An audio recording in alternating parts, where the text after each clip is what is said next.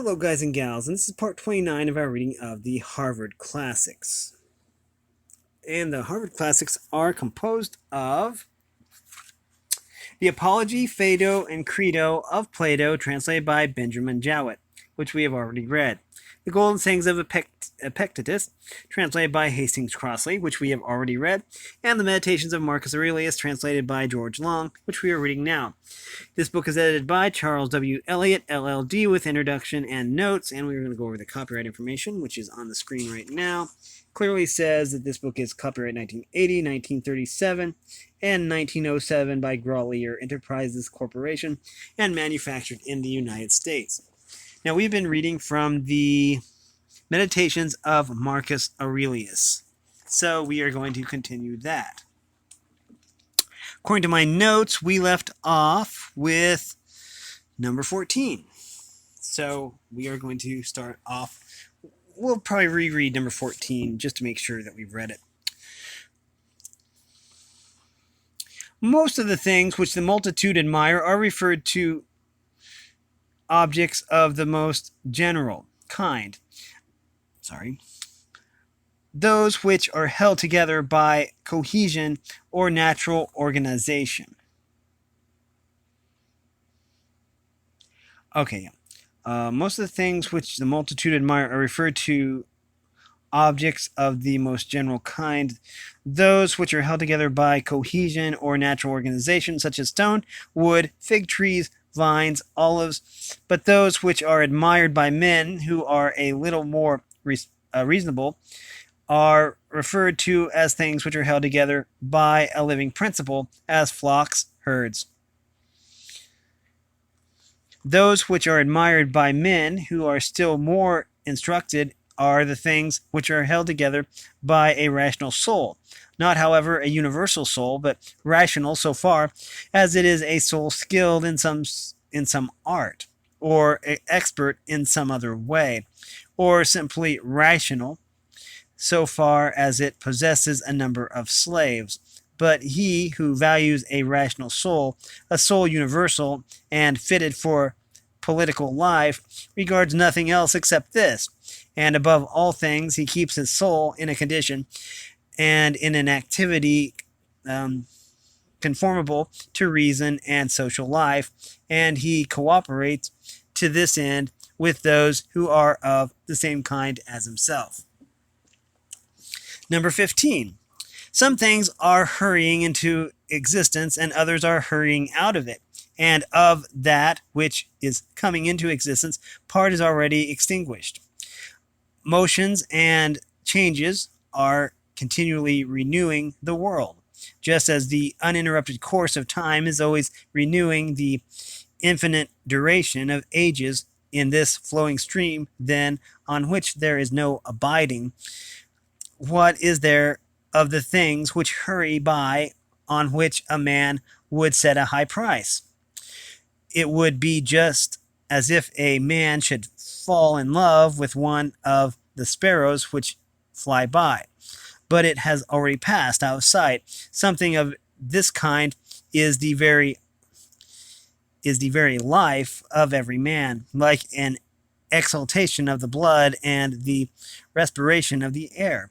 For such as it is to have once drawn in the air and to have given it back, which we do every moment, just the same is it with the whole respiratory system, which thou didst receive at thy birth yesterday and the day before, to give it back to the element from which thou didst first draw it. Number 16.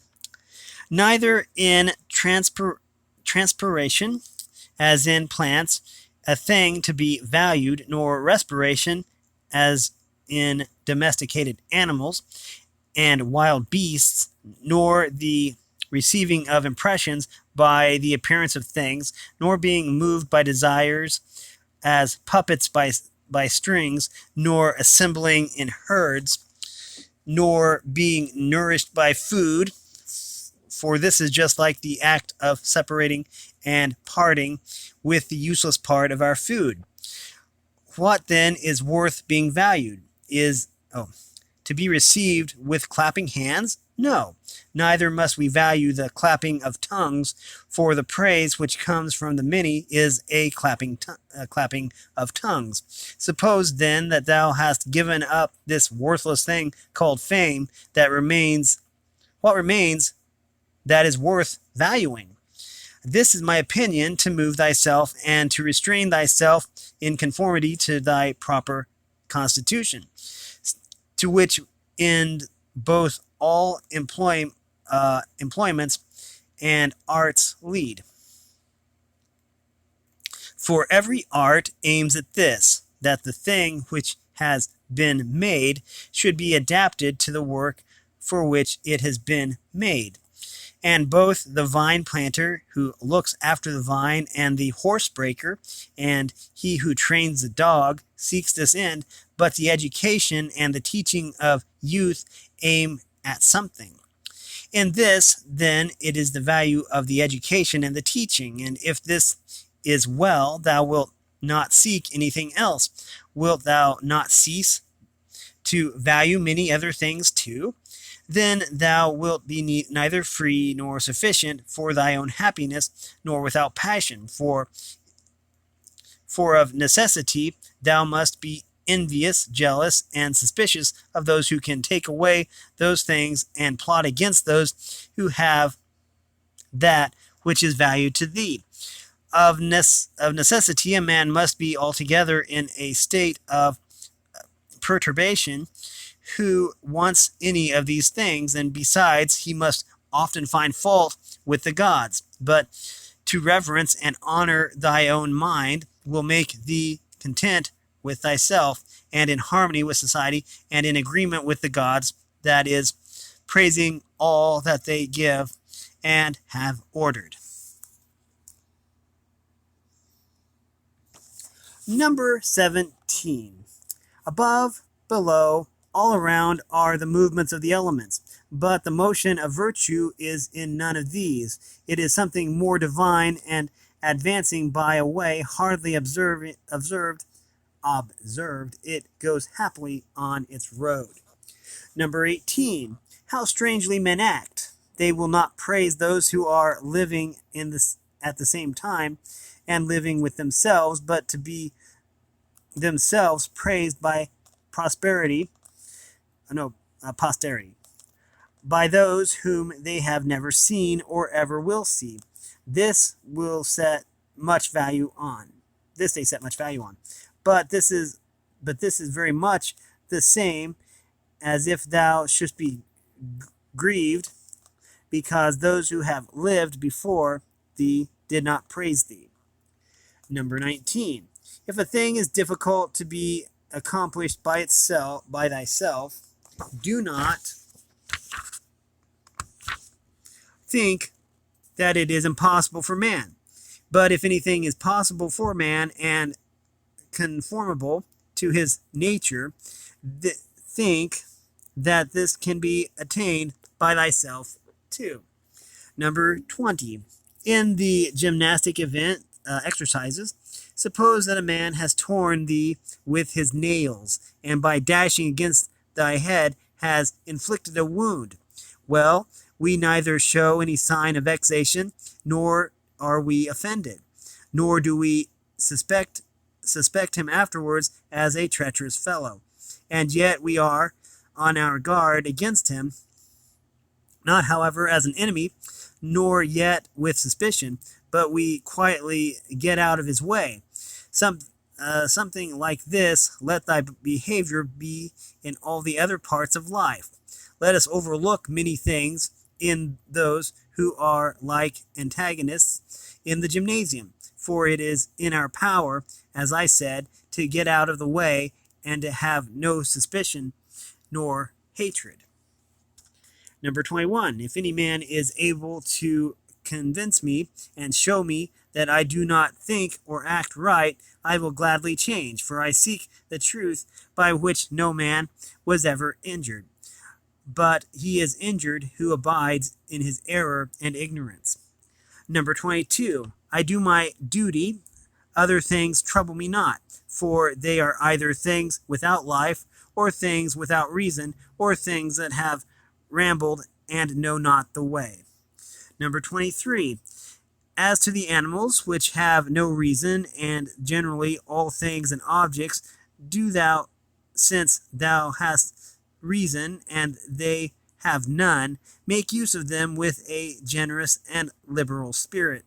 But towards human beings, as they have reason, behave in a social spirit, and on all occasions call on the gods, and do not perplex thyself about the length of time in which thou shalt do this, for even 3 hours so spent are sufficient.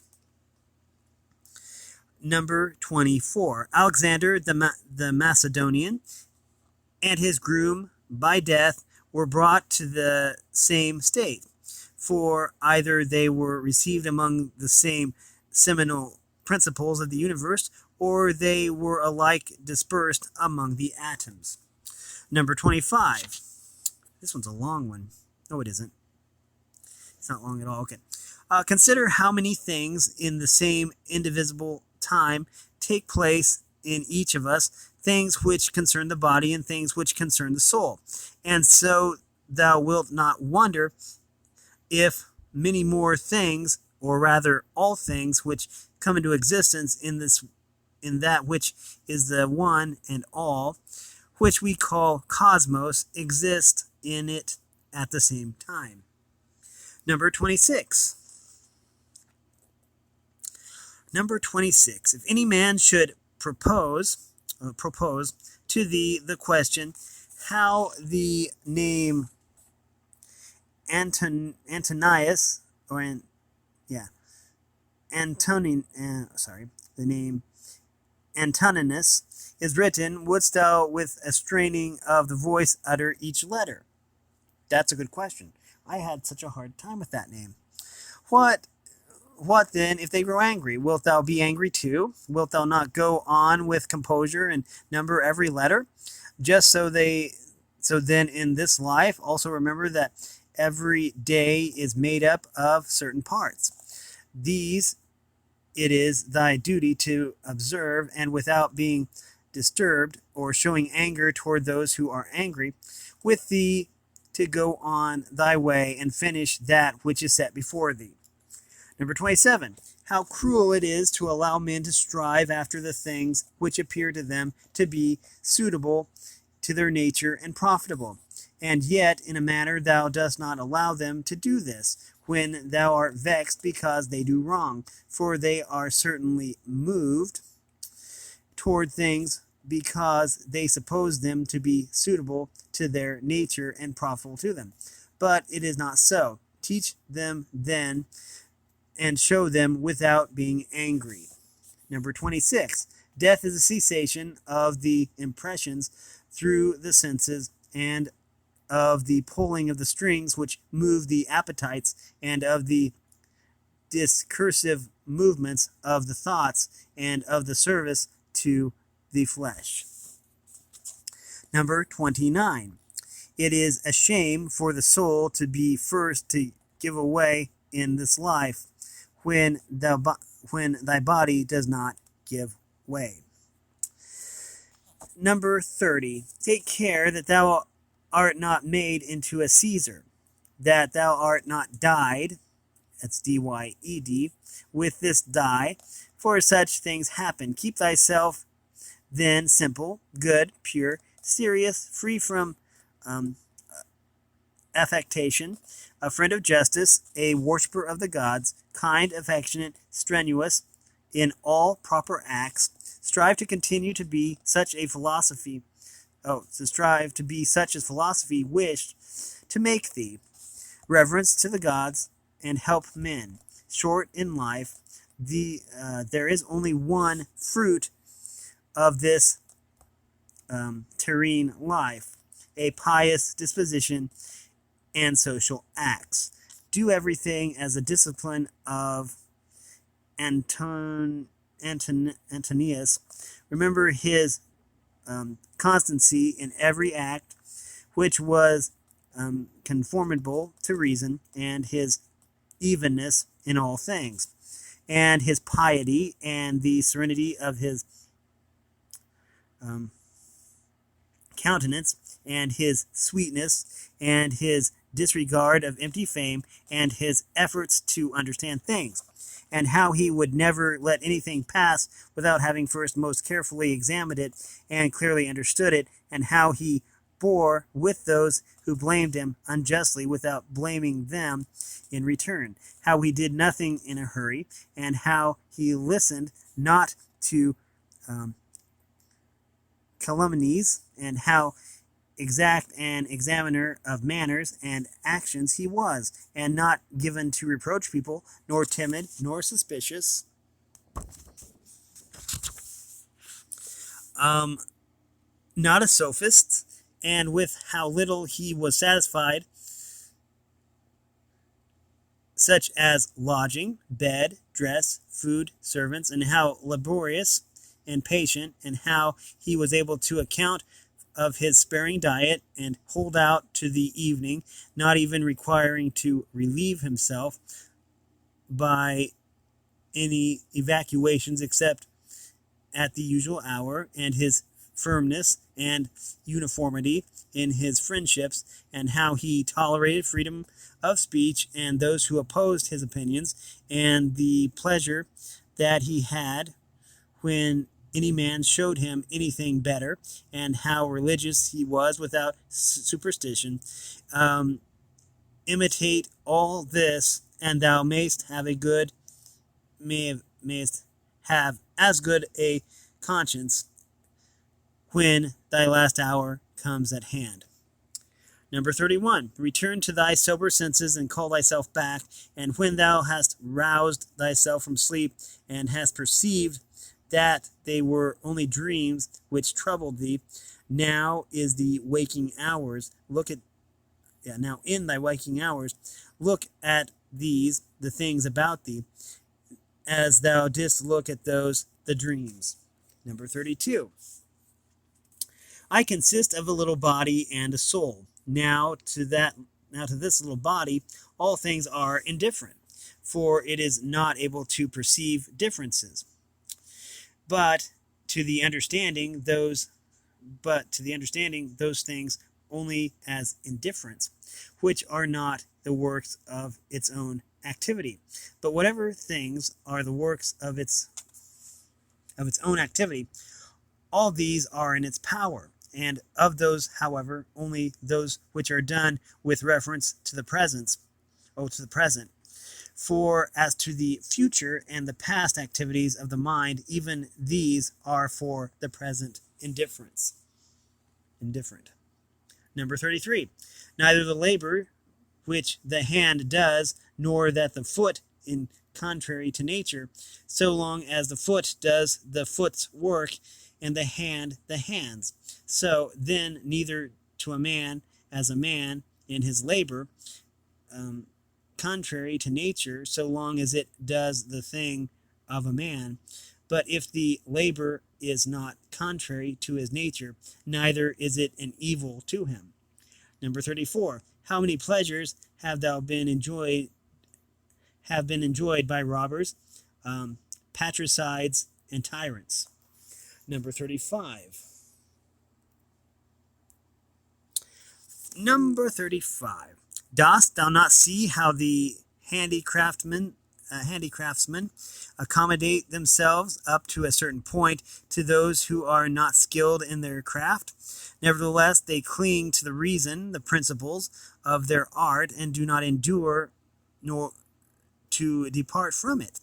It is not strange if the architect and the physician shall have more respect to the reason, the principles of their own arts than to a man his own reason, which is common to him and the gods. Number 36.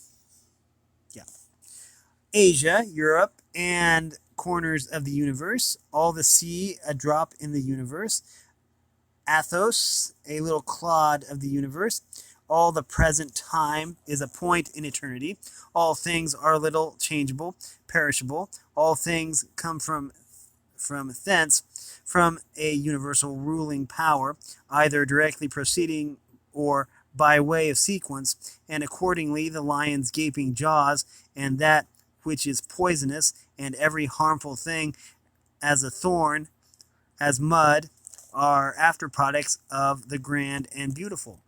Do not then imagine that they are of another kind from that which thou dost venerate, but form a just opinion of the source of all. Number 37. He who has seen present things has seen all, both everything which has taken place from all eternity and everything which will be from time without end. For all things are of one kin and of one form. Number 38. Frequently consider the connection of all things in the universe and their relation to one another. For in a manner,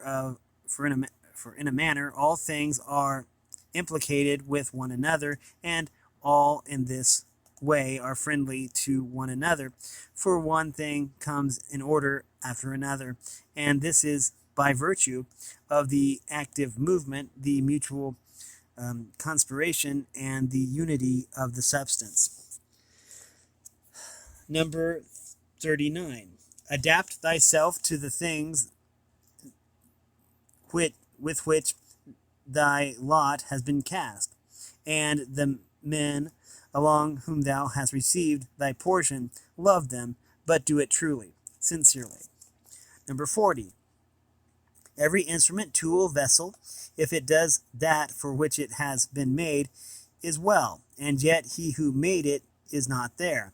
But in the things which are held together by nature, there is within, and there abides in them, the power which made them. Wherefore the more is it fit to reverence this power, and to think that if thou dost live and act according to its will, everything in thee is in conformity to intelligence, and thus also in the universe the things which belong to it are conformity to intelligence. Number 41. Whatever of the things which are not within thy power thou shalt suppose to be good for thee or evil, it must of necessity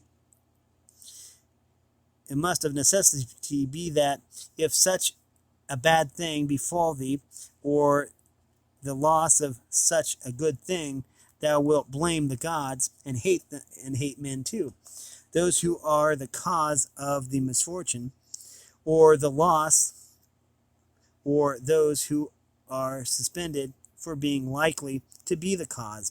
And indeed we do much injustice because we make a difference between these things, because we do not regard these things as indifferent. But if we judge only those things which are in our power to be good or bad, there remains no reason either for finding fault with God or standing in a hostile attitude to man. Number 42.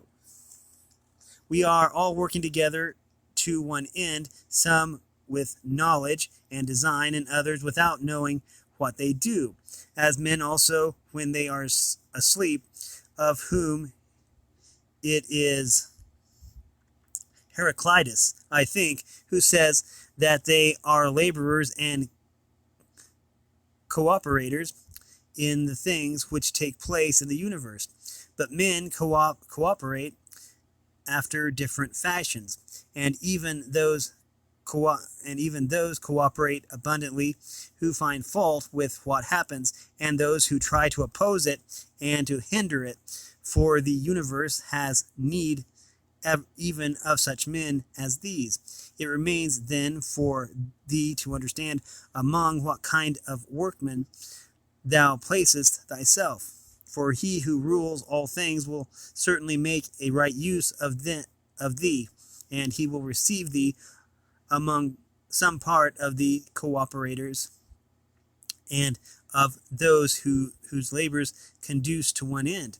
But be not thou such a part as the mean and ridiculous verse in the play which Chrysippus speaks of. Okay, let's see. Number 43. Does the sun undertake to do the work of the rains, or Asclepius the work of the fruit bearer, the earth? And how is it with respect to each of the stars? Are they not different, and yet they work together to the same end? Number 44. If the gods have determined about me and about the things which must happen to me, and have determined well, for it is not easy even to imagine a deity without forethought, and as to doing me harm, why should they have any desire towards that? For what advantage would result to them from this, or to the whole, which is the special object of their providence? But if they have not determined about me individually, they have certainly determined about the whole at least, and the things which happen by way of sequence in this general arrangement I ought to accept with pleasure and to be content with them. But if they determine about nothing, which it is wicked to believe, or if we do not believe it, let us neither sacrifice, nor pray, nor swear by them, nor do anything else which we do as if the gods were present and lived with us. But if, however, the gods determine about none of these things which concern us, I am able to determine about myself, and I can inquire about that which is useful, and that is useful to every man, which is conformable to his own constitution and nature. But my nature is rational and social, and my city and country, so far as I am Antonius, is Rome, but so far as I am a man, it is the world. The things, then, which are useful to these cities are alone useful to me. Number 45. We'll get to number 45 at a later date. We are out of time. 45, okay. We've been reading from the Harvard Classics, specifically the Meditations of Marcus Aurelius.